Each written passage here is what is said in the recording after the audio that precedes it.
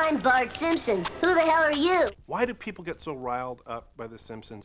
I don't know, but I love it. It makes me so happy when somebody falls for it. You know, if we can show a cartoon and it makes a good portion of the audience laugh, and it just enrages another part of the audience, I mean, that's the best feeling in the world.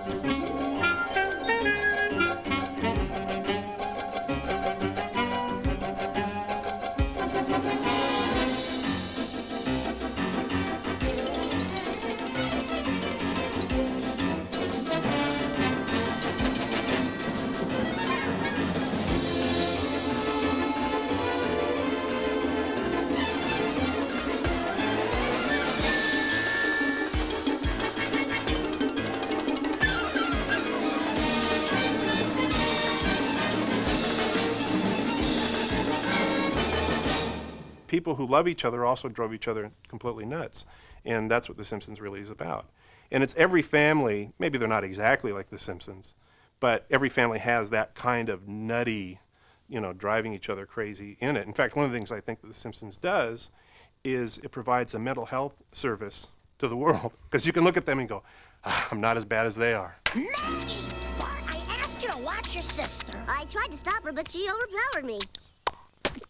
Who stole my shirt? Who stole my shirt? I washed it. Oh, thank you, Marge. Ah! Pink! Marge, I can't wear a pink shirt to work. Everybody wears white shirts. I'm not popular enough to be different. The history of animation in American TV is pretty dismal. There's a few exceptions, but most television cartoons are really bland and boring. And I knew that kids would tune in, no matter how bad it was. Look at the crap they watch, you know, that's on now.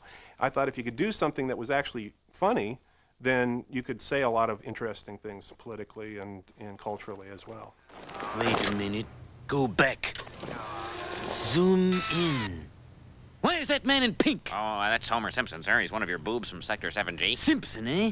Well, judging by his outlandish attire, he's some sort of free-thinking anarchist. I'll call security, sir. Excellent. One of the great decisions that has served us very well on the show is that we've always called the show an adult show. I don't think of cartoons as a children's medium. I understand, being a child myself, I understand the appeal to children. The second you mention kids, people expect it to be bland, moralistic. When will I learn? The answer to life's problems aren't at the bottom of a bottle. They're on TV! And you call it an adult show, which it is, then you can throw out those rules out the window. I don't think Bart's the best role model for kids today, but then again, you gotta go, hey, it's a cartoon, you guys, lighten up. We used to get letters, you know, from principals complaining about the underachiever and proud of it, but please, it's more of a comment, really, I think, on the principal than it is on the show. Simpson, you and I are going to have a little talk. Same time, same place? Yes, in my office after school. Ooh. Perhaps our saving grace is that we take no prisoners, you know. If we slam one side, we slam the other. Before you begin, let me make one thing clear to you. I want your legal advice. I even pay for it. But to me, you're all vipers. You live on personal injury. You live on divorces. You live on pain and misery. But I'm rambling. Anybody want any coffee? Since a cartoon can go anywhere and do anything, you're not limited in your budget. So it's able to cover a lot of satire and a lot of subject matter quite easily that maybe a regular sitcom couldn't do. All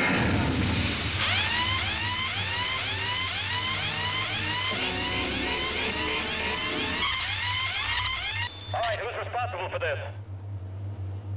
Like a lot of cartoonists, I used to doodle in school and got in trouble for it quite a bit. In fact, I knew that when a cartoon got confiscated by the teacher and crumpled up, depending on how angry the teacher was, it was how good the cartoon was. Hey, what's this? I developed the look, in fact, all my cartoons, even on The Simpsons, those big eyeballs and the little nose and the huge overgrown overbite, that's all based on drawing while I'm not looking. I came up with a comic strip called Life in Hell, based on my early experiences here in Los Angeles. There's a rabbit named Binky, and his girlfriend Sheba, and two little guys in fezzes named Akbar and Jeff. I got a call from James L. Brooks, who was starting the Tracy Ullman show. It's time to go. He liked my stuff and said, here, we'll try animation, and that was my shot. You're always looking for areas to put in jokes where nobody else even bothers to do anything in that one section. And there's something called bumpers, those little areas of a show just before you go to commercial, and that's where The Simpsons live. I came up with The Simpsons very shortly before my big presentation, and I was in such a hurry that I just drew the 5 characters and named them after my own family, because my father is Homer. My mother's name is Marge, actually Margaret. Marge sounds funnier when being yelled by Homer.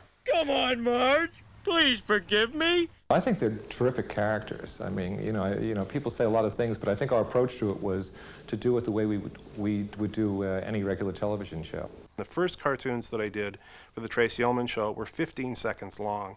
And the idea of trying to figure out how to be funny in 15 seconds and have people actually remember what they had seen was a real stumper for me. Get in there and clean up that mess. Do we have to? Yep. Why? Because we're the parents and you're the children.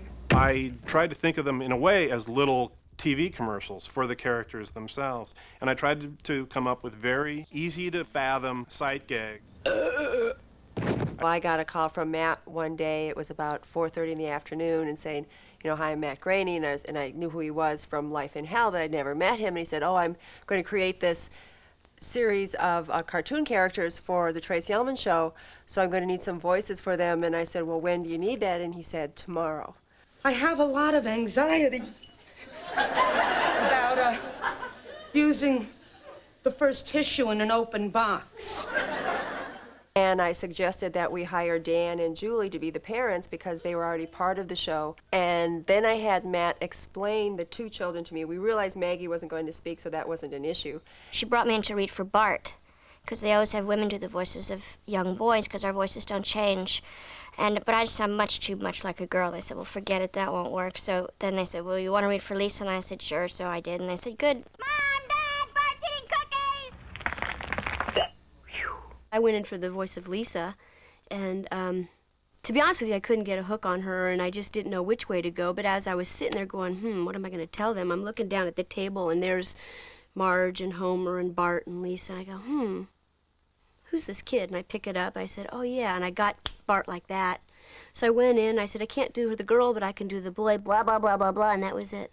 They had to audition, but they were the first 2 through the door, because Matt was fine with what they did. People ask me about how do you do it. I don't really think about it. It's just a placement. You know, I can just, go into it. I think it's somewhere, around here. No way, man. Skateboarding's men's work. I don't know. Bart's sort of, just right there. So there was no heavy-duty pressure to make this a huge hit. And this little piggy went wee, wee, wee, wee. Most of the time I was spent hunkered over a drawing board just working on the shows.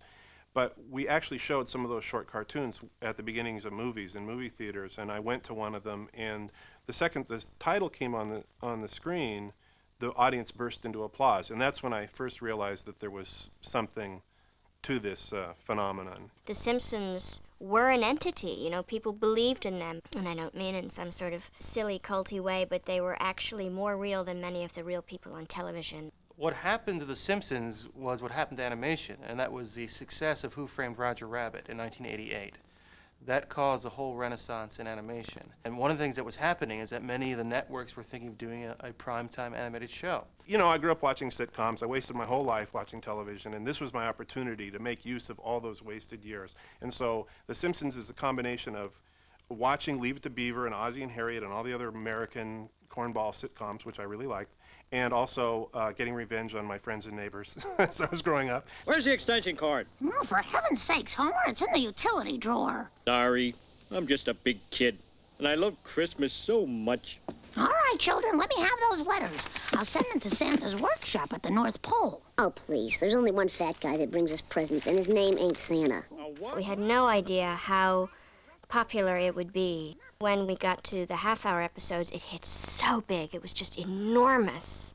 There was all this freedom then to make these characters more realistic and three-dimensional, so to speak. But Truckosaurus is one night only! Oh, cruel fate, why do you mock me? As we did more things with the character and more emotional range, the voice changed. What time does your little truck game start? 8 o'clock, but what does it matter? When we were doing 1 minute, it was more of a low-key kind of Walter Matthau kind of voice. That was easy to do in short bursts. I can't sleep without brackets. Go tell him to knock it off. In a half hour, it was very hard to sustain that sort of low-key kind of voice. And so it started going deeper into the throat like that. Just because I don't care doesn't mean I don't understand. Lisa was the biggest change in the character because on the Tracy Ullman show, she pretty much was almost a female version of Bart. No. Change the channel. No. Change the channel. No. Change the channel. No. And on the show, of course, she became the genius kid that nobody understood. I'm glad I'm not crying, because I would hate for you to think that what I'm about to say is based on emotion. But you, sir, are a baboon! The catchphrase "dough" was actually written in, when we were doing the bumpers, as a frustrated grunt. Sorry, Homer. And I asked Matt, I said, what is a frustrated grunt? He goes, whatever you want it to be. And I remember being a fan of Laurel and Hardy movies. There was an actor who used to go, "Doo," like that, anytime he was frustrated or angry. Did you call me, Mr. Finn? "Doo." And so I would go, "Doo," like that. And then Matt says, well, can you do it shorter? Because in animation, you have to do things quicker. So it was "dose" to "doo," like that. "Doo!" I gather that one of James Brooks's credos in the beginning was that The Simpsons will never do anything that regular live-action people can't do. That meant that all of the stories had to be character-driven. Are you crying because you called Daddy a baboon? No! Nuts. At one point, the emotions had to be genuine and real and based in some real human experience, but at the same time, the acting had to be a little more over the top, a little bit more accented. What gives? Boy, I tried ordering you, I tried punishing you, and God help me, I even tried reasoning with you, and the only thing left for me to do is jump the gorge myself. With a cartoon, it's so exaggerated to begin with that if we can make it psychologically real, then you can actually trick people with good acting and good writing. You can trick people into believing that these characters really exist. But, Dad, you'll never make it. Don't you think I know that? And then we have what I call rubber band reality. We go very realistic for, several moments, and then we exaggerate wildly and then pull back. You know, boy, I don't think I've ever felt as close to you as I do right.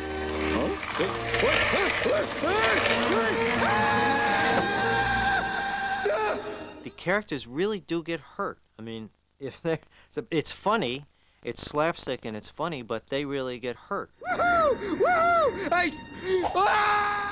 Usually people who get into animation want to imitate the great cartoons by Disney and Warner Brothers, and so they want characters to walk off the edges of cliffs and stay in the air until they realize there's nothing below them and all that stuff. We try not to do that on the show. The second they step off the cliff, they fall, and they hit the side of the cliff all the way down. If Homer hits his head, they have to put a bandage on his head. But at the same token, the falls and beatings he gets no normal human being could take.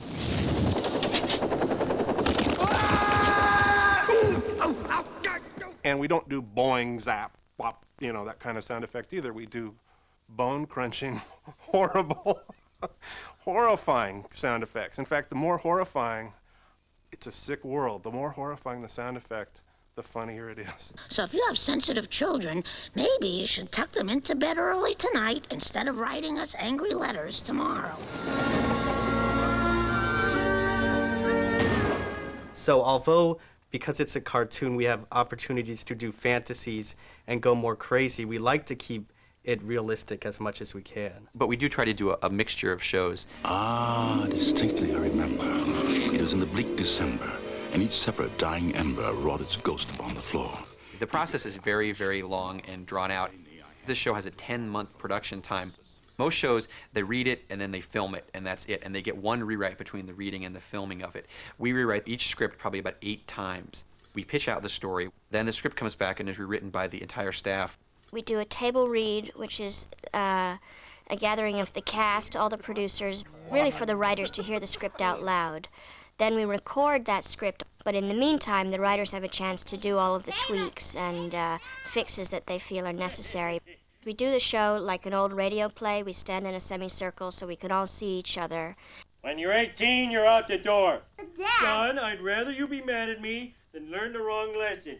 If you really want to learn something in life, you have to work for it. Now, quiet. They're about to announce the lottery numbers. 5. Dope! 8. Woohoo! 47. Dope! And that basically becomes a soundtrack where Bill and I will sit and piece together with an editor the entire soundtrack for the show. And that's sent off to the animators. We take that script and the tape of the voice actors, and we start with the storyboard process. They sort of do panel by panel illustrations of every scene. What really helps the storyboard and ultimately the animation is once you hear the voices. Because we start storyboarding without the voices, and then we hear the voices, and we start changing the staging by the way the inflection is and by the way lines are delivered. The average storyboard packet for one show is about 200 pages, and each page contains 4 or 5 shots. And each one of those things is reviewed scrupulously. There's nothing is left to chance. Everything is carefully gone over by a team of people usually. And that's where the show does take shape, because that's also where the animators or us or Matt will look at it and say, no, do a shot this way, or make a reference to this movie, or approach it this way. And that's what storyboards are a crucial stage for making the show as rich as possible. A storyboard artist will hand it off to the layout artist, who will take each small sketch that he did and expand upon that. The acting that they put into their voice recording, he'll try to capture in his drawing. And from that, you start doing a physical rendition of it. You walk around like Homer and say, "Ooh, I wouldn't do that." You hear that, Marge? I'm actually working on a scene with Homer, and all I've got to do in this close-up is show his rage. So, acting-wise, I'm just making sure that I can get the most out of him possible and that it reads well. And I've got his eyes crunching up, and he's saying, "I'm gonna show everybody," which is about what he's doing. And so I've just got to be able to sure I get that expression on the drawing. So I'm hunching up his body, he's clenching his fist, he's speaking through his teeth like this. Every episode includes new characters and new situations, new locations, and those all have to be designed on a show-by-show basis. Allow me to present the Demoxenil action set in its entirety. Is 6 months supply of the drug, the gravity boots, scalp massager, and your t-shirt. Even though it's an animated show, we still call them props. So if there's some funny product in a Quickie Mart, they have to then design that. Ah, baloney. Yeah, right. Oh, give me a break. Wow, cool, man.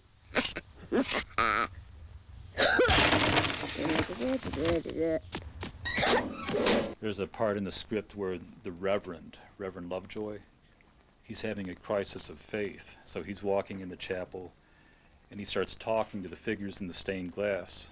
They've all died in these horrible martyrdom ways. For instance, this one, St. Bartholomew.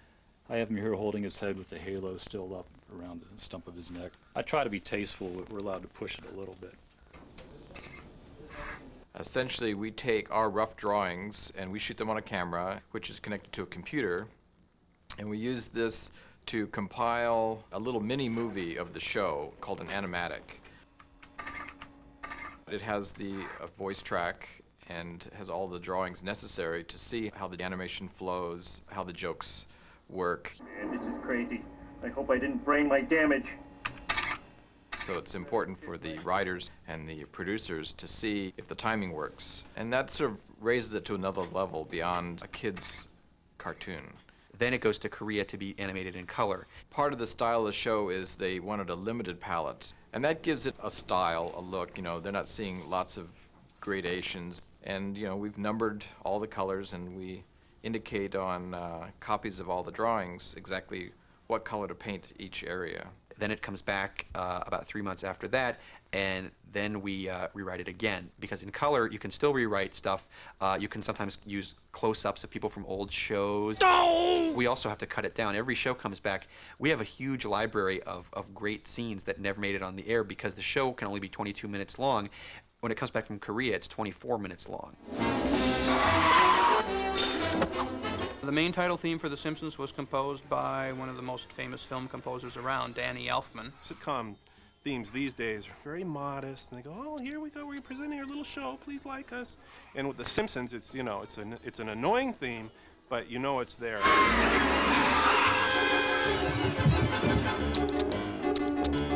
I'm responsible for composing the underscore cues for every weekly episode. Bart, move it or lose it. I'll twist this bottle in your face! And also composing all of the original songs. I have always depended on the kindness of strangers.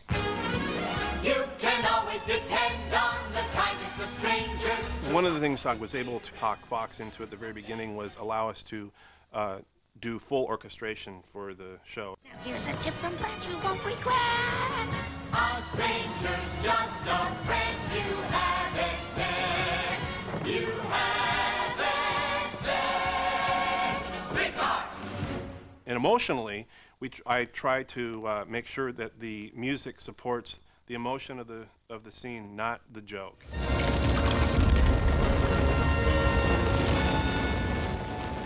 When I first joined the show, my directive was to score the show as if it's a drama where the characters are drawn. Oh, it won't cost you a thing. Except your soul. What's gotten into Lisa? Beats the hell out of me. Bart! Ah! I keep coming back to the original directive, score the emotion, not the action, unless it's really action-oriented. I think that we have the second largest television orchestra now, after Star Trek. The sound of a 35-piece orchestra is what keeps us composers going and keeps us all charged up on a weekly basis to really do this, because we're nuts to do this, you know. I mean, this is too hard work. This is much too hard work. And a 1, and a 2, and a 1, 2, 3, 4.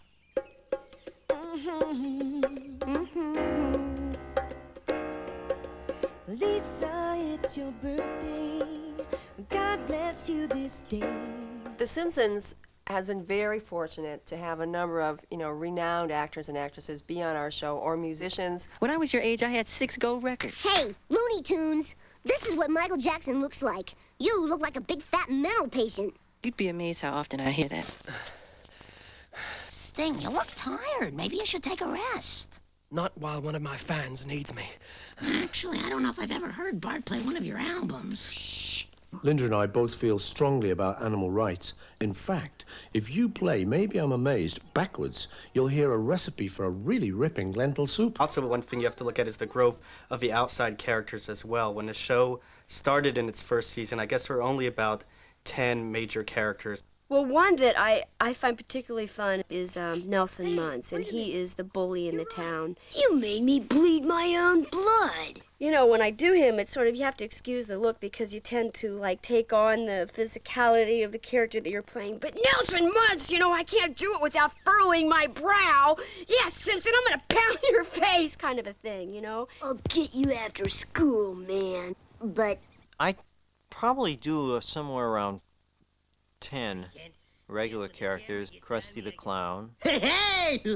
Grandpa Simpson. I am disgusted with the way old people are depicted on television. And Barney. Wheeler and Homer, I'm not a picky man. Groundskeeper Willie. Agnes, we've got work to do. Mayor Quimby. This is the most exciting thing to happen to our fair town. I mean, basically, when you look at The Simpsons as they are now, they're like little feature movies. There's enough incident in each episode to fill up a movie that you'd see in a theater.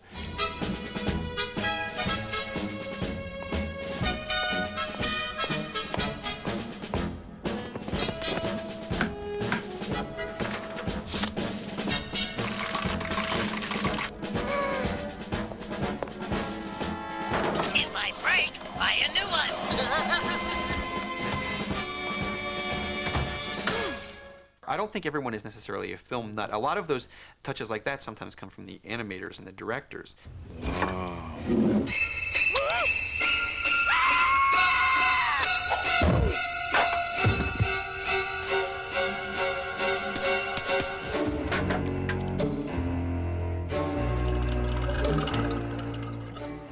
There's stuff on The Simpsons that makes me go, ew, I don't know if we should do that. And then I see it actually animated, and it blows right by, and it's really funny.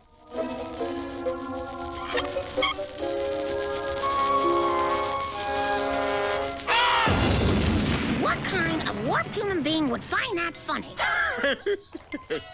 When a show was created, I think there was sort of an understanding that the network would not interfere with it. They don't understand it, so that's good. They don't want to interfere because they don't know what makes animation work anyway. Are cartoons too violent for children? Most people would say no, of course not. What kind of stupid question is that? It's interesting because sometimes there's political shifts within the network when they say we're going to be the all-American family network now. You are my best friend.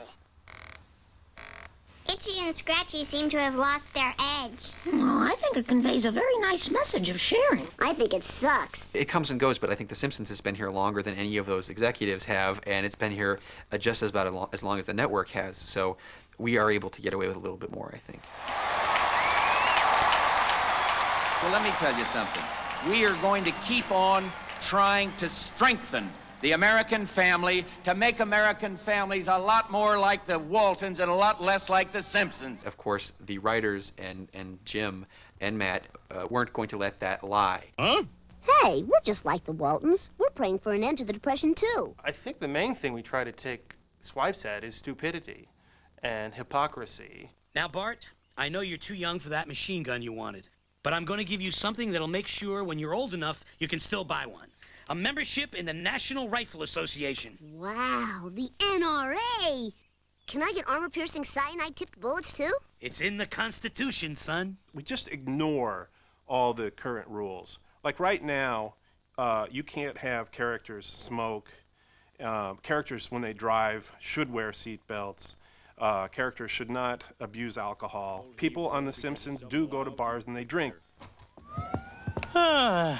If you get hungry in the middle of the night, there's an open beer in the fridge. I don't think it's glamorizing booze, but, you know, some people still get upset about that. And you see, even in relatively sophisticated sitcoms on American television, them kowtowing to these dumb rules. Oh, Stephen. Hello, is Al there? Al? Yeah, Al. Last name, Alcoholic? Let me check. Phone call for Al. Alcoholic. Is there an alcoholic here? Bart was like the most rebellious kid on TV at that point, but then I think a lot of other people tried to imitate The Simpsons and sort of crashed and burned, did a very poor job of capturing that sort of underground feeling, and The Simpsons continues to have it, whereas other shows come and go. I say there's more truth in The Simpsons and the way it portrays human beings and life in our country and probably globally than anything to do with like an attack on morality. Sir, I'm afraid Homer Simpson is sterile. Take a look at this sperm sample from his recent physical. Now, compare this with a normal sperm sample.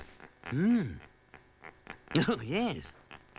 I'm afraid radiation from the plant is the reason he's shooting blanks. We still get oodles of mail, I'm sure, bags of mail about how dare you, how could you, you rat. And lots of parents feel that Bart's not a good role model and the family's too dysfunctional and it's a bad example. Bart, what happened to you? I don't agree. I think the Simpsons are really well-meaning and they're just struggling to get by. Bart, your mother has the fool idea that you're upset about something. Dad, I need help. Please. Oh, come on, Bart. We don't want your mother to see you crying. Here, let me help you dry those tears. It's also, you know, the age-old thing. Do you portray a world the way you wish it were or the way you see it? And unfortunately, I see the world as full of people with gigantic eyeballs and big overbites, and damn it, so will you. Is this an official item? Answer, bootleg. Official or demented fan sent this in? Demented fan. Bart with a beard line, but no, it's Homer! Another company made this Duff beer and claimed it had nothing to do with the Simpsonian Duff beer. They got sued, they're out of business. Real and yummy.